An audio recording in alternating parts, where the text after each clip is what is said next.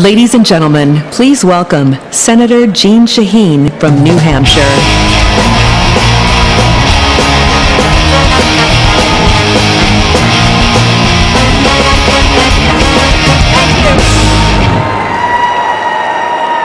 Thank you, delegates, and thank you, Pam Livingood, for sharing your family story here today. I applaud your courage. Democrats stand with you, your family, and all families struggling with addiction. And President Hillary Clinton will stand with you, and we will win this fight together.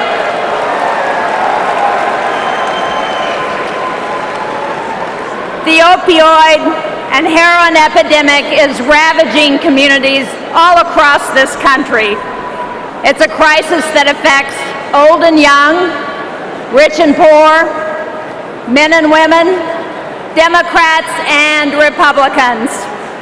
And it will take all of us working together to defeat it. Across my home state of New Hampshire, the awful toll grows each year. 192 overdoses in 2013, 326 fatalities in 2014, and 433 fatalities in 2015. These statistics tell the story of a staggering epidemic, but statistics can't fully capture the profound human toll. It's not only thousands of individual lives that have been destroyed, entire communities are being devastated. Hillary Clinton sees the epidemic and its terrific toll because she came to New Hampshire not to talk, but to listen. And she heard stories like Pam Livingood's story. She heard stories like the one I recently heard about a young man full of promise on his way to college when he suffered a sports injury, got addicted to painkillers, switched to heroin, and now instead of living on the freshman quad, he's living on the streets, panhandling for his next fix. Hillary heard how addicts are being turned away from treatment facilities due to a lack of resources. And Hillary heard from law enforcement, stretched to their limit, dealing with substance abuse. She knows that drug counselors and police officers and the other incredible people on the front lines of the battle are heroes. They're doing amazing work, but they need our help. More than 47,000 Americans died from drug overdoses in 2014. Hillary Clinton knows we cannot continue on this path. She knows because during this campaign, she listened in New Hampshire and across the country.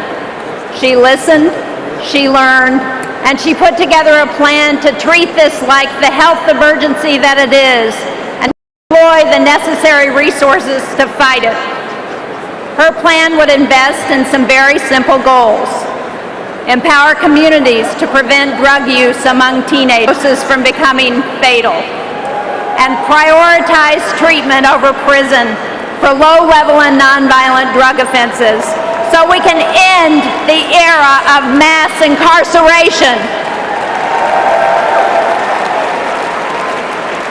Early this year, I introduced an emergency funding bill in the Senate to pay for policing, prevention, treatment, and recovery. But sadly, it was defeated by Republicans. Donald Trump certainly doesn't have a plan to deal with this health epidemic that's gripped our country. In fact, Donald Trump doesn't seem to know what's happening outside of Trump Tower.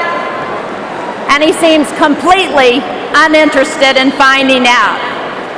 How can Trump represent America when he doesn't even take the time to know America? We need a president who listens, who learns, who has empathy, and who wants the same opportunities for all children that she's had, who wants an America where we go forward together. We need President Hillary Clinton